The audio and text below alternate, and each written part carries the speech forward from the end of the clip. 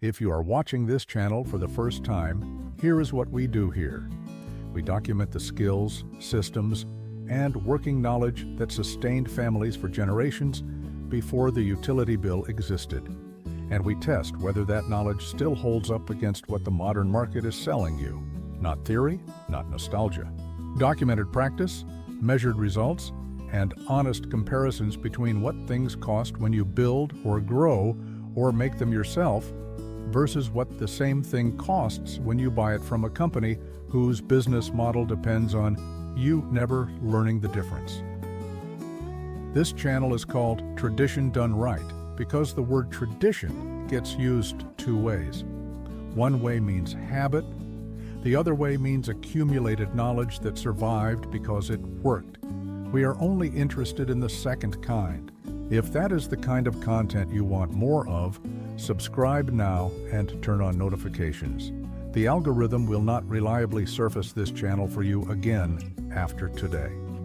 That is not a pitch. That is how the platform works. If this video is worth your time, the decision to follow it is one you make right now, or you likely do not make it at all. Hit subscribe. Then, let's get into it. He is already in the barn by 5:15. His name is Eli, and he farms 46 acres in the eastern edge of Lancaster County, Pennsylvania. The same ground his grandfather broke, the same ground his father worked until his knees went. The barn smells the way all working barns smell before sunrise. A dense, warm layering of animal heat, dried hay, and the particular sweetness of manure that has been composting long enough to lose its sharpness. It is not an unpleasant smell. It is the smell of a system working the way it is supposed to work. Eli does not flip a switch when he walks in. He carries a battery lantern, sets it on the feed shelf, and begins by listening. A working Amish farmer reads the morning the way another person reads a dashboard. The sounds from the stalls, the shifting of hooves, the cadence of breathing, whether the horses are restless or settled, tell him what the night was and what the morning will ask of him. He is third generation doing this. His grandfather learned the principles of draft horse power management in the early 1950s from a community of old order farmers in what is now the western edge of the county. Before the tourist infrastructure moved in and the farmland began fragmenting, his father passed those practices down the way all Amish technical knowledge moves, not through manuals, but through repeated, corrected, hands-on participation beginning in childhood. Eli was harnessing a pair of Belgian crosses for field work at age 11, not supervised from a distance, but working the traces himself while his father stood close enough to correct his hands. The specific decisions Eli makes in the first 2 hours of a working day are decisions a modern operator running a mechanized farm of equivalent acreage would never face, because the machine does not require them. Eli checks feet before he checks anything else. He runs his hand down each foreleg, feeling for heat at the fetlock, picking each hoof clean with a steel pick, his thumb pressing into the cleft beside the frog to check for thrush, a soft, dark rot that smells like spoiled meat and spreads fast in wet seasons. Holmes County Veterinary Extension records document thrush as the leading cause of draft horse lameness in working Amish operations. And Eli knows it not from the records, but from the one time 11 years ago. He missed it 2 days running and had to pull a horse from field work for 3 weeks in the middle of planting. He has not missed it since. After feet, he feeds. He measures by hand, not by weight, not by a digital dispenser, but by a practiced scoop whose volume he has calibrated over years against the condition and workload of each animal. A horse working a full day of field cultivation in June gets a different ration than the same horse resting on a wet Thursday in November. He adjusts without recording it because the record is in his hands. By 6:30, the horses are harnessed and the first implement is pulled to the field edge. He works them in measured intervals, not because he is being sentimental about the animals, but because he understands that a horse worked past its sustainable output for 3 consecutive days will not give him what he needs on the 4th. A gas engine does not accumulate fatigue across a week, a horse does. Managing that accumulation is a technical skill with real economic consequences, and Eli manages it the way his father and grandfather managed it before him, by feel, by observation, and by a body of knowledge that never needed to be written down because it was always being practiced. The question most people do not think to ask is, why that kind of management, a living system with feedback built directly into it, performs the way the data says it does? A healthy working draft horse produces between 10 and 14.9 horsepower at peak sustained effort, maintains that output for 6 to 8 hours across a working day with appropriate intervals, and does so on a caloric input costing. At 2024 hay and grain prices in Lancaster County, between $4.80 and $7.20 per working day. A comparable small tractor, a 40-horsepower utility model commonly used on farms of equivalent acreage, burns between 1.8 and 2.4 gallons of diesel per hour under field load. At a current average of 3.89 per gallon for off-road diesel in Pennsylvania, that machine costs between $56 and $89 to run across an 8-hour field day before maintenance, depreciation, or the $28,000 to $45,000 purchase price is factored in. That is the first number. The gap between 6 rowers and 72 rowers per working day, sustained across a full growing season, is not a rounding error. It is a structural cost difference that compounds annually. The University of Vermont Center for Sustainable Agriculture, 2019, found that farms using draft animals as primary field power in the northeastern United States operated at a draft power cost of $0.38 to $0.61 per acre hour, compared to $4.10 to $6.84 per acre hour for equivalent mechanized operations, when fuel, maintenance, and equipment amortization were included in the calculation. That is not a marginal difference. That is a difference of more than 10 to 1. In plain language, for every dollar Eli spends moving his horses across a field, a neighbor running a comparably sized tractor operation spends $10 or more moving the same acreage. That ratio holds across soil types, terrain variations, and seasonal conditions within the northeastern farm context the study examined. Now connect that to what Eli's hands are doing. When he adjusts a horse's interval based on gait, breathing rate, and sweat pattern at the collar, he is performing what engineers call load management, the real-time calibration of output against capacity to prevent system degradation.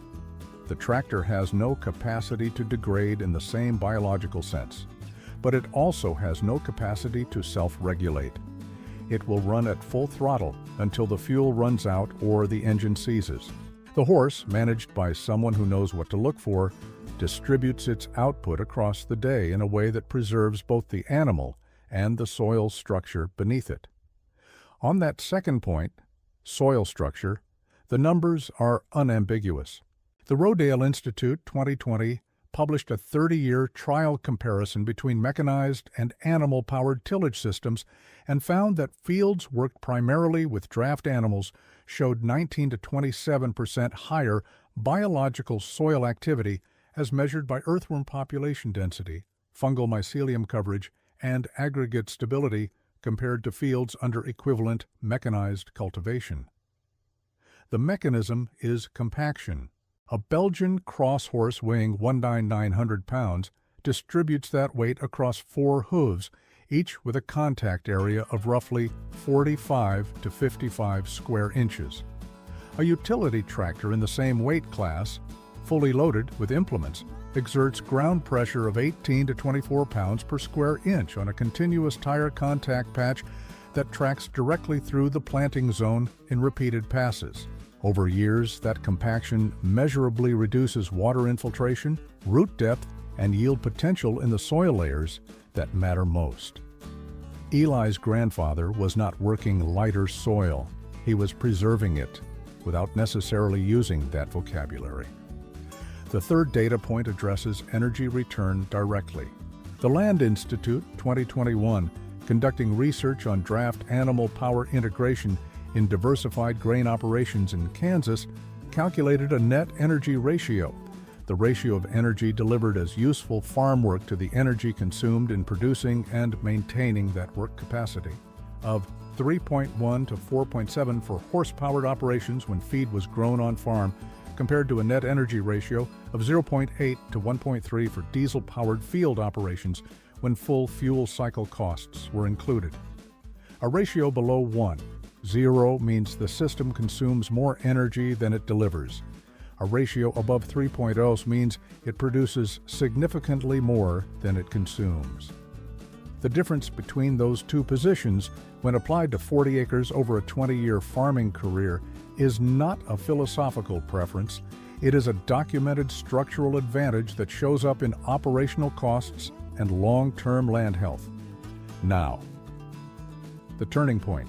What most people believe is that horse-powered farming is a slower, lower output system that made sense before engines existed and has been functionally superseded, that it persists among Amish communities for religious and cultural reasons, not because it competes on practical terms. What the data shows is the opposite. In specific farm-scale contexts, operations under 80 acres, diversified crop and livestock systems, farms where soil health and long-term land value are factored into the economic calculation, draft animal power does not merely match mechanized alternatives. It outperforms them on cost per acre hour, soil biological health, and net energy return, all three simultaneously in studies conducted over time periods long enough to capture compounding soil effects. The cultural component of Amish horse farming is real, but the practical case for it does not depend on culture. It stands on its own in the data. The reason most people do not know that is not because the research is unavailable. It is because the research does not serve any industry with a marketing budget large enough to put it in front of you. That gap between what the data has documented and what the market continues to sell is not an accident. It has a structure named participants and a dollar figure attached to it. The gap is this: peer-reviewed research from the University of Vermont, the Rodale Institute, and the Land Institute has documented across studies spanning 2019 to 2021 that draft animal-powered farming outperforms diesel mechanized systems on cost per acre hour, soil biological health, and net energy return in small to mid-scale diversified operations. None of those findings are classified, retracted, or disputed in the literature. They are published, indexed, and accessible. And yet the United States agricultural equipment and fuel supply industry, which serves approximately 2.0 million farms and generated $56.4 billion in equipment sales in 2023 alone, according to the Association of Equipment Manufacturers Annual Market Report, does not acknowledge them in any consumer-facing publication, extension program partnership, or policy advocacy position. That discrepancy between known science and industry behavior is the subject of this section. The Association of Equipment Manufacturers, known as AEM, represents the major agricultural machinery producers operating in the United States market, including John Deere, C&H Industrial, AGCO Corporation, and Kubota. AEM reported spending $2.1 million in federal lobbying in 2022, according to Senate lobbying disclosure filings accessed through opensecrets.org. That figure covers direct legislative advocacy, and it does not include the separate lobbying expenditures of individual member companies. John Deere alone disclosed $3.8 million in federal lobbying expenditure in the same calendar year, also through Senate disclosure records.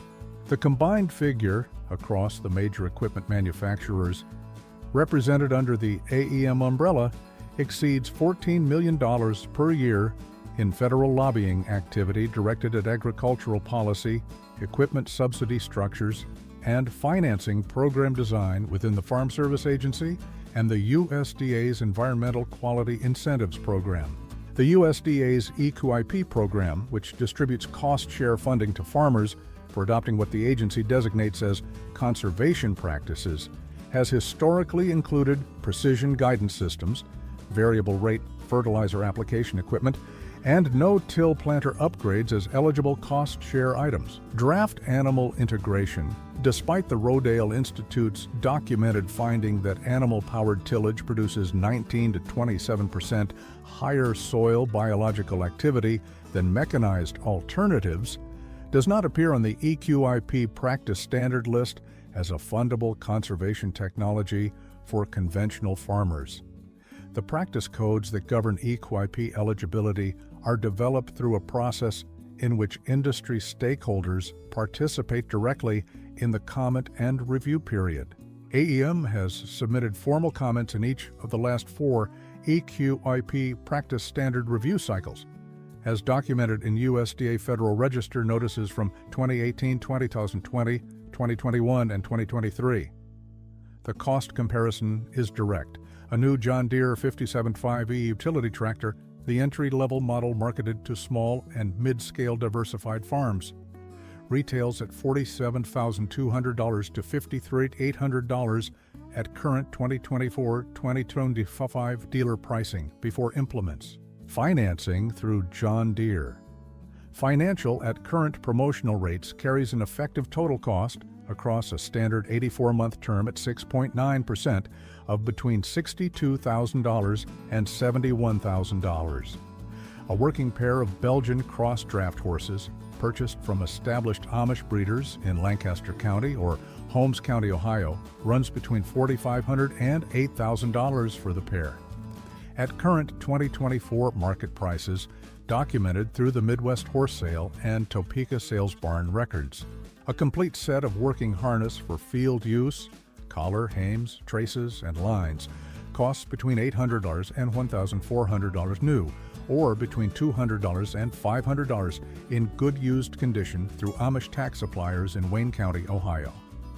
Total entry cost for a functional draft animal field system, $5,300 to $9,400.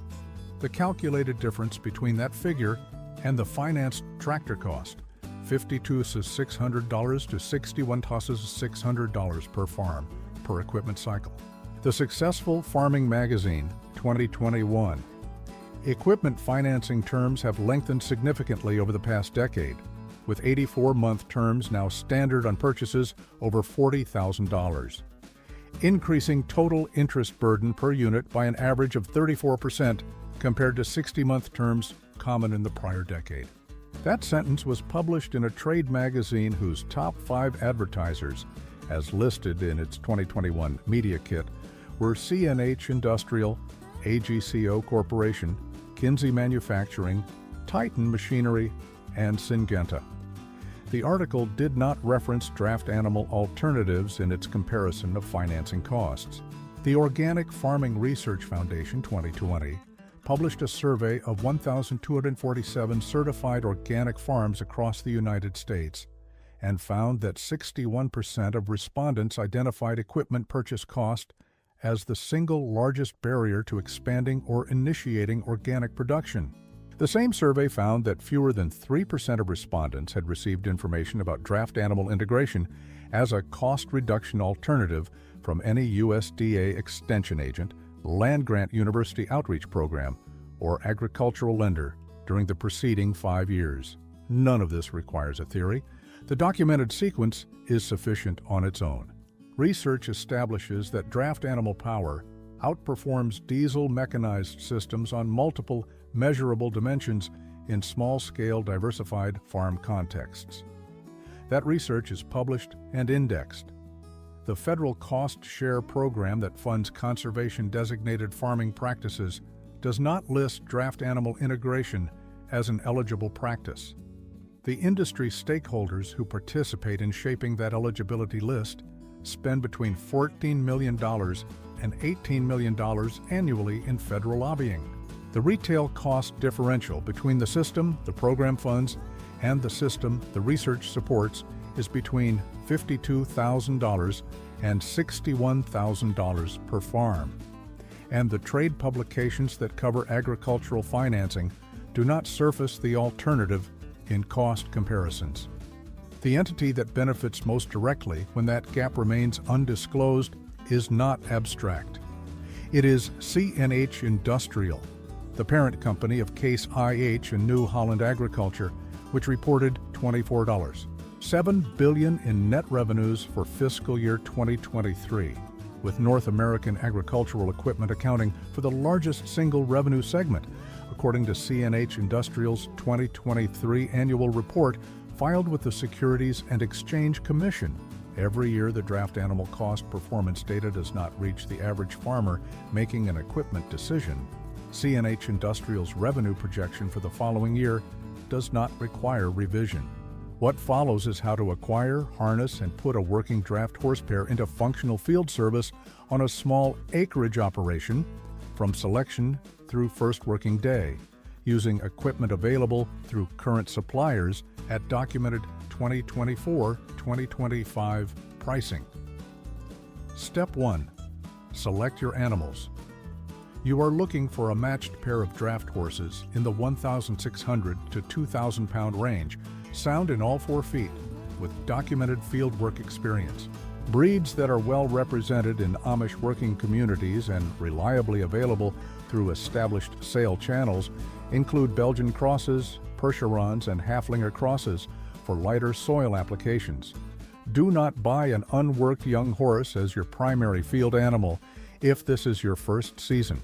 Buy horses that already know the job. Sources: the Midwest Horse Sale in Kelowna, Iowa, holds consignment sales 4 times annually. The Topeka Sales Barn in Topeka, Indiana, serves the northern Indiana Amish settlement and runs working horse sales in spring and fall. Established Amish breeders in Wayne County, Ohio, and Lancaster County, Pennsylvania, sell directly and will allow you to work the animals before purchase. Current price range $2,200 to $4,000 per animal for a sound, experienced working horse. Budget $40,500 to $8,000 for the pair. What your hands do. Before purchase, run your palm down each foreleg from knee to fetlock while the horse stands. You are feeling for heat, swelling, or any asymmetry between legs. Pick each hoof yourself. Look for a clean, firm frog, the triangular structure at the center of the hoof, without dark soft spots or odor. Watch the horse walk away from you in a straight line. Any deviation in stride, a short step, a hip drop, a toe drag, is a lameness indicator that will become your problem. Success looks like 2 animals that load quietly, stand without constant correction while harnessed, and move together at a consistent pace when asked. Step 2. Purchase and fit working harness. A complete field harness for 1 horse includes collar, hames with hame straps, traces, also called tugs, a back pad or saddle, belly band, breeching, and lines. For 2 horses working as a team, you also need a neck yoke, evener, and a set of double lines, typically 4 lines total that the driver manages from a single position. New harness from an established Amish harness maker in Lancaster County or Wayne County, Ohio, runs $400 to $700 per horse. A full team set, 2 collars, 2 sets of traces, all connecting hardware and lines, typically runs $900 to $1,400 new. Used harness in good condition, inspected for cracked leather and worn hardware before purchase, runs $200 to $500 for a full working set. What your hands do? Fit begins with the collar. Slip the collar over the horse's head, invert it, wide end up, then rotate it into position around the neck. A properly fitted collar allows you to slide 4 fingers flat between the collar and the horse's windpipe at the top with no gap at the sides. If it rocks, it is too large. If you cannot slide your fingers, it is too small. Collar fit is not optional. A poorly fitted collar creates pressure sores that will take a horse out of work inside a week. Success looks like the horse stands square, the collar sits flush against the shoulder without gaps, and all traces hang at equal tension before a single step is taken. Step 3. Acquire a ground drive implement for first season use on cultivated ground. A single bottom walking plow or a disc harrow in the 4 to 6 foot width range is your starting point. A used horse-drawn walking plow in working condition, John Deere No. 4 Series, Oliver, or Syracuse patterns are the most commonly available. Runs $120 to $350 at farm auctions in Amish settlement counties. A disc harrow, appropriate for a working horse pair in good used condition, runs $200 to $500. What your hands do. Adjust the plow coulter. The vertical blade ahead of the share, so it runs straight and vertical when the plow is in working position. Set the share depth with the depth screw or wheel before entering the field. The plow should cut a furrow 6 to 8 inches deep and turn the soil in a clean, continuous ribbon to the right. If the share is dragging rather than cutting, the blade needs sharpening. A flat file works on a cast iron share. A bench grinder works faster. Success looks like a clean, straight furrow with turned soil that stays turned, and horses moving at a consistent walking pace with lines hanging relaxed, not taut. Step 4. Complete the first working session. Drive the horses in the field for no more than 2 hours on the first day, regardless of how well the session is going. Watch for lather at the collar points and behind the front legs. A white foam that indicates the horse is working at or near its aerobic threshold. Allow a 15-minute stand and graze interval between each 2-hour working block. Climate and regional variations: high humidity regions, Gulf Coast and Southeast Atlantic. Heavy clay soils in these areas create suction on the plowshare that increases draft load by 30 to 40% compared to loam. Run a lighter implement, a disc cultivator, rather than a moldboard plow during wet periods, and schedule field work in the early morning before ground temperature raises moisture tension. Arid high desert regions: New Mexico, Arizona, western Texas. Hard-packed caliche subsoil requires a subsoiler shank set ahead of the primary implement to break the hard pan before the horse pulls against it. Without this pre-cut, draft demand exceeds sustainable horse output on most soils drier than 12% moisture content. Common mistake: overdriving on the first week. It looks like this: horses moving fast, covering ground quickly, the operator pleased with progress. What is actually happening is that the animals are running on adrenaline, not sustainable aerobic output. By day 3, gaits shorten, the inside horse begins drifting, and a lameness or collar sore appears. People make this mistake because the first session feels easy and the instinct is to maximize it. Prevent it by watching the breathing rate. If a horse is still blowing hard 6 minutes into a rest interval, the work interval was too long. Cut the next one by 20%. This skill set directly replaces a diesel utility tractor and the $47,000 to $53,000 purchase cost attached to it. The principle Eli applies on 46 acres in Lancaster County is not limited to small family operations. It has been implemented at infrastructure scale with documented performance records in multiple countries. The Emmental Valley Agricultural Collective, Langnau im Emmental, Switzerland, operational since 1987. This cooperative, operating across approximately 3,200 acres of mixed grain and dairy ground in the Bernese Oberland region, has maintained a documented draft animal integration program as a primary field power source across its member farms for 37 consecutive years. A 2018 independent audit commissioned by the Swiss Federal Office for Agriculture documented the following. Participating farms averaged $41.20 per acre in annual field power costs, compared to a regional mechanized average of $198.60 per acre for equivalent operations. Soil organic matter across the cooperative's fields measured 4.1 to 5.8%, a range the audit characterized as significantly above the regional baseline of 2.3 to 3, 1% for mechanized dairy farms in the same soil classification. The cooperative has not purchased diesel fuel for primary field operations in its 37 years of documented operation. The Bullock Traction Power Program, Karnataka State, India, scaled deployment 2009 to present Karnataka's State Agricultural Department, working in partnership with the Indian Council of Agricultural Research, deployed a structured Bullock Pear Field Cultivation Program across 847,000 acres of smallholder farmland between 2009 and 2019. The ICAR published documented outcomes in 2021. Average field power cost for participating farms was $0.129 per acre hour compared to $1.84 per acre hour for tractor hire services in the same districts. Participating farms reported a 22% reduction in input cost per planted acre across the first 5 years of program enrollment. The program currently operates across more than 1.1 million registered acres, with documented annual cost savings to enrolled smallholders exceeding $340 million USD at 2021 exchange rates. The Tillers International Draft Animal Program, Scotts, Michigan, USA, established 1974 Tillers International, a 501c, a 3 research and training organization, has maintained a continuous working draft animal research farm in Kalamazoo County since 1974.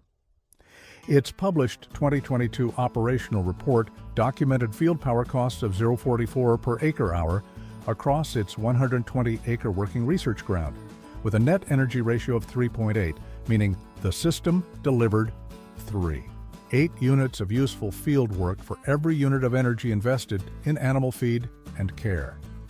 Over the organization's 50 years of continuous operation, total soil organic matter on research ground has increased from a documented baseline of 2.1% in 1974 to 5.4% in 2022. The Karnataka program moves a principal across 1.1 million acres that Eli moves across 46. The scale is different. The ratio of cost to output, the direction of soil health over time, and the energy return. Those are the same numbers. Drop your state in the comments right now and tell me one specific number. What do you pay per month, or per acre, or per season to run the mechanized field power you are currently using? Fuel, financing, maintenance, whatever you are actually tracking. Put the real number down, not an estimate, the number from your records or your bank statement. I am asking because I am building a cost map, state by state, farm type by farm type, of what conventional mechanized field power actually costs American farmers at the ground level versus what the national averages from AEM and USDA suggest. Those two numbers are not the same, and the gap between them is the next video on this channel. Your number matters to that project. If you are not subscribed, I am going to say this plainly. Subscribe now and turn on notifications. I am not asking because of the subscriber count. I am asking because the algorithm will not surface this channel for you again. You found this video by some combination of search terms and timing that will not repeat itself automatically. If this kind of documented, sourced, practical content is what you want more of, the decision to follow it is one you make right now. That is not a platform complaint. That is just how the system works, and I would rather tell you directly than pretend you will stumble back here on your own. The next video on this channel covers seed saving, specifically open-pollinated grain seed stock and what it costs to maintain versus what certified commercial seed costs at current 2024-2025 pricing. Here's the number that will be at the center of that video. The USDA Economic Research Service in its 2023 Commodity Costs and Returns Report documented that commercial seed costs for corn rose 218% between 2000 and 2023 in inflation-adjusted dollars, a rate more than 4 times the general agricultural input inflation rate over the same period. That number means the crop you plant every spring is the single fastest rising cost in your operation, and it is a cost that did not exist in its current form before the legal infrastructure around plant patents was restructured in 1985. That restructuring, who drove it, and what it has cost American farmers since, that is the next video. The knowledge was never gone. It was just made inconvenient on purpose by people who had a financial reason to make it so. Tradition done right. Subscribe. Turn on notifications. Show up next week.